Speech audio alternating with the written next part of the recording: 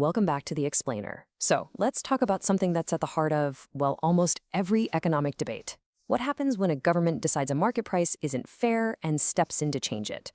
We're going to dive into how these policies, things like price controls and taxes, can really mess with the basic laws of supply and demand. And trust me, the results are often not what you'd expect.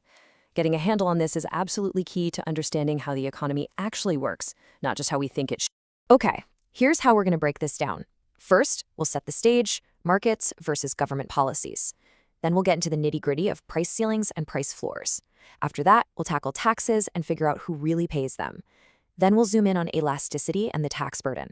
And finally, we'll wrap it all up by talking about those pesky, unintended consequences. Let's get into it. All right, Section 1, Markets versus Government Policies. This is really about the classic tug-of-war between efficiency and fairness. In a totally free market, the price is like this magic signal, right? It finds that sweet spot, the equilibrium, where the number of things people want to buy is exactly the same as the number of things sellers want to sell. Perfect balance. But what if people don't like that price? Buyers might say, hey, that's way too expensive, while sellers complain, we can't make a living on that. And that's exactly when you see governments thinking, maybe we should do something about this. Okay, moving on to our first big policy tool, the price ceiling.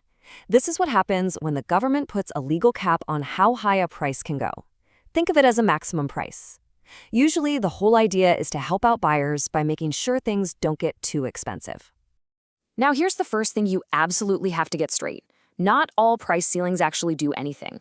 It all comes down to whether they are binding or not binding. So imagine the natural market price for something is $3. If the government comes in and says, you can't charge more than $4, well, who cares? The price was already $3. That's a non-binding price ceiling. It has zero effect. But what if they say you can't charge more than $2? Now we have a problem. The market wants the price to be $3, but the law is holding it down at $2. That's a binding price ceiling. And that's when you get a shortage, because way more people want to buy at that cheap price than sellers are willing to sell. Okay, let's get into the numbers. This is where it gets real. Look at the first column, equilibrium. Everything's perfect. The price is $3. At that price, people want to buy 100 ice cream cones, and sellers are happy to supply exactly 100 cones. Demand equals supply. The market is clear. Simple. Now look at the second column.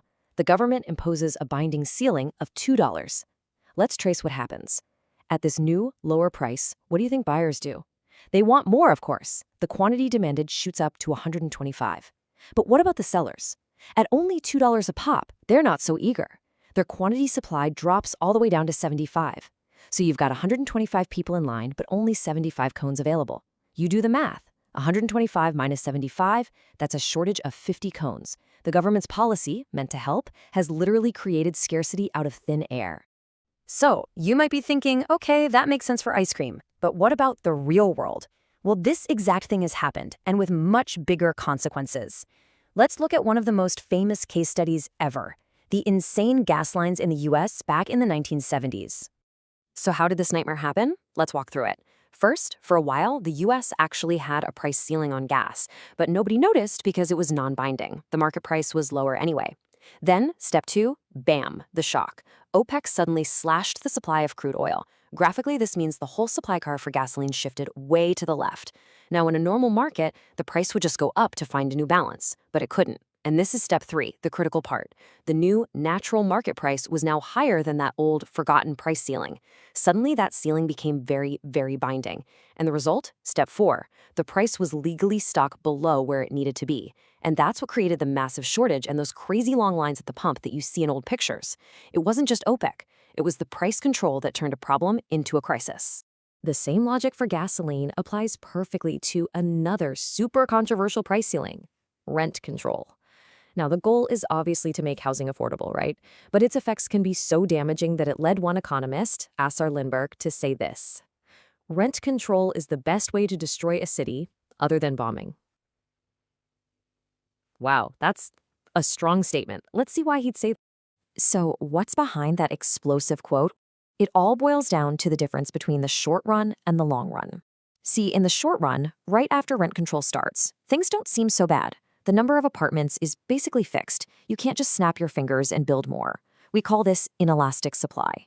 So you get a pretty small housing shortage. No big deal, right? But wait, in the long run, everything changes. Landlords look at the low rents and think, why would I build a new apartment building? Why would I even bother fixing the leaky roof? So the supply of good housing starts to shrink. At the same time, because the rent is so cheap, more and more people want to move in, so demand goes way up. Over time, that small initial shortage turns into a huge, chronic crisis, with not enough apartments, and the ones that are left start falling apart. That's the long-run effect.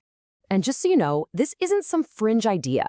It's famously hard to get economists to agree on anything. But on this, they pretty much do. When a bunch of top economists were asked if rent control has had a positive impact, look at this. A whopping 95% said no. That is about as close to a consensus as you will ever get in economics. Okay, so we've done price ceilings, which set a maximum. Now let's flip it around and talk about price floors. This is the opposite, a legal minimum price. The idea here is usually to help out sellers by making sure the price doesn't drop too low.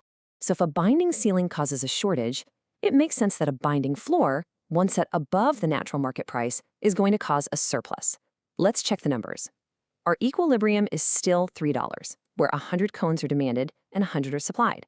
Now, the government says the price cannot go below $4. What happens? At $4, buyers are like, nah, that's a bit pricey. So the quantity they demand drops to 80. But the sellers are ecstatic. At $4 a cone, they're willing to supply 120. See the problem? They've made 120 cones. The people only want to buy 80. That leaves a surplus of 40 unsold melting ice cream cones. And of course, the most famous, most debated price floor of all is the minimum wage. You have to think of the labor market just like any other market. The good being sold is labor. The price is the wage. So when the government sets a minimum wage that's above what the market would naturally pay for, say, low-skilled labor, it's a binding price floor. What does that do? Well, it means the quantity of labor supplied, that's people wanting jobs, is higher than the quantity of labor demanded by companies. And what do we call a surplus of labor? We call it unemployment. And this tends to hit the least experienced workers, like teenagers, the hardest, because their market wage might naturally fall below that legal minimum. But look at this. Remember how economists were almost unanimous on rent control? Well, for the minimum wage, it is a completely different story. They are all over the place. Why? Because while the basic model predicts unemployment, the real world is messy. The big debate isn't really if there's an effect, but how big that effect is. Is it a lot of jobs lost or just a few? And that's where you see all this uncertainty. Okay, let's switch gears completely. We've talked about controlling prices directly. Now let's talk about the government's other favorite tool, taxes. When a tax gets put on something, the really interesting question is, who actually pays for it? This is called tax incidence, and I'll give you a hint. It's almost never as simple as it looks. All right, let's really dig into this table because the details matter. Before the tax, everything is at $3. Now, the government slaps a 50-cent tax on the sellers. Look what happens. The price you see at the counter, what the buyer actually pays, goes up to $3.30. But the seller doesn't get to pocket that. They have to hand 50 cents over to the government. So what they're left with is $3.30 minus 50 cents, which is $2.80. So let's look at who's paying what. The buyer used to pay $3. Now they pay $3.30. So they're paying 30 cents of the tax. The seller used to get $3, now they only get to keep $2.80, so they're effectively paying 20 cents of the tax. See that? The 50-cent tax gets split. In this case, 30 cents from the buyer, 20 from the seller. And this leads us to one of the most mind-blowing and important rules in all of economics. Are you ready for this?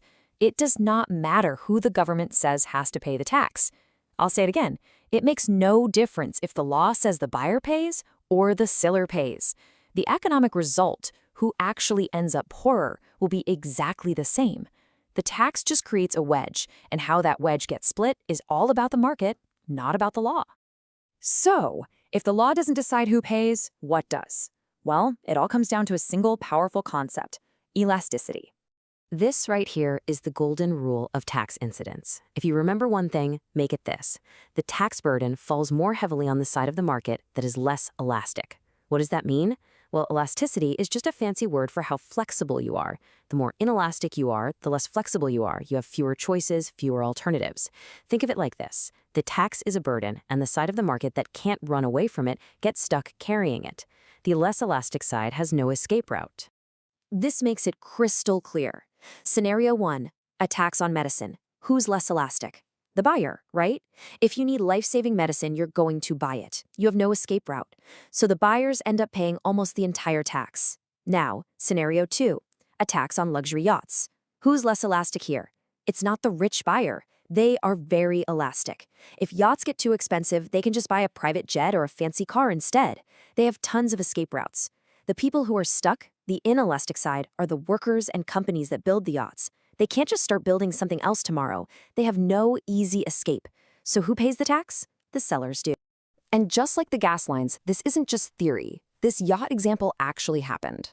Back in 1990, Congress decided to tax luxury items like yachts to make the rich pay more.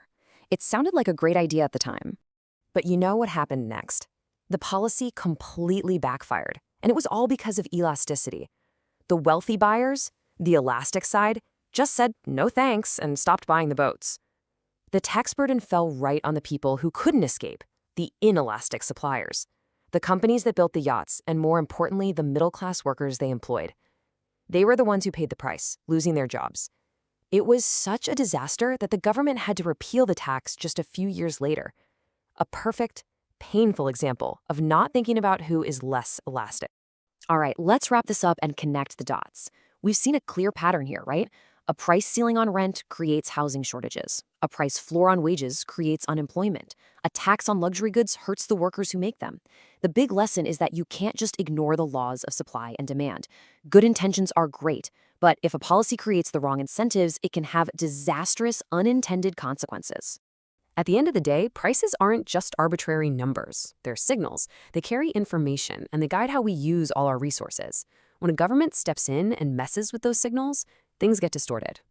So this leaves us with the one question that every policymaker should have tattooed on their brain before they ever touch a market. I know what I want to happen, but what new incentives am I creating? And maybe most importantly, who is the inelastic one here? Who is the one with no escape route? Because that's the person who's going to end up bearing the true burden of this policy.